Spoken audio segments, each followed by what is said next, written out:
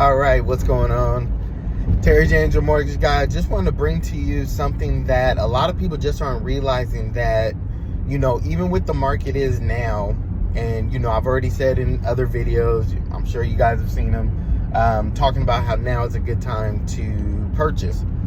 But what a lot of people are not realizing is that you don't just have to purchase a primary residence. It's also a good time if you have equity in your home and you have that equity sitting there. It's a good time to think about buying investment properties. And so it's a really good thing that if you have equity, people are like, well, how can you tap into it? How can you touch it? How can you pull it out? That's why you should really look into a home equity line. And, I've already talked about home equity lines, why I love to hate them, and I talk about some uses of them. This is a very good use and a very good time right now to use your home equity. And so if you can pull money out of that, because when you go to buy investment property, typically you got to put down usually around 15-20%. Well, that's what your equity in your home is used for. So you could use the equity from your home, put down that 10-15%, get a piece of investment property, and now you have more. You've generated income, which is a income producing property because you're going to rent it out, and you also have another property that is now going to earn you more equity. And so right now is the time in this market, in this space, to start thinking about these kind of solutions and these kind of problems. And yes, people are like, oh, you don't want to take money out now, it's going to cost blah, blah, blah.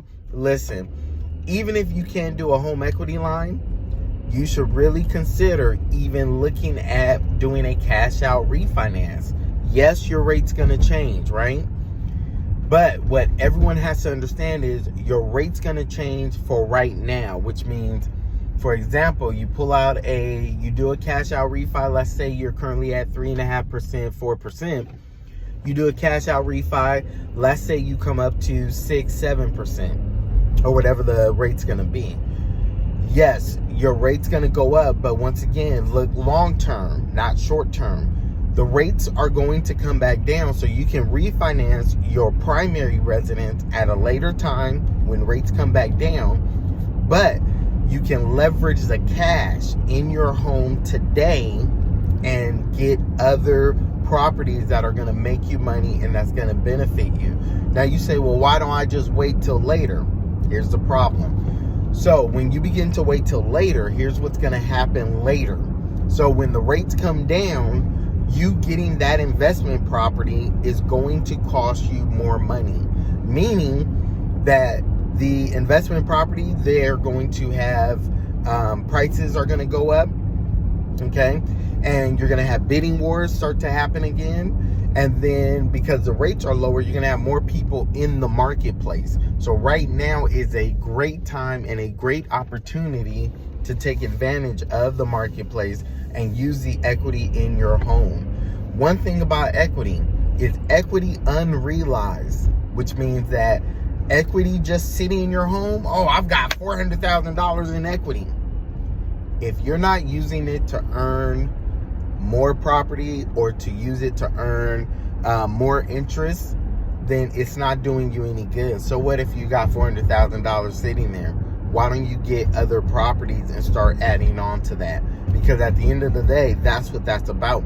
You use your equity in your current home and you build a portfolio, because you got to think it's not just about now, but you want to build. And that's where wealth building begins to build from. It's not just one property, but using that one property to now generate other streams and other flows of income. And that's where the goal is. All right. So listen, if you want to talk more, if you have any questions, always DM, hit the comments, let me know. Later.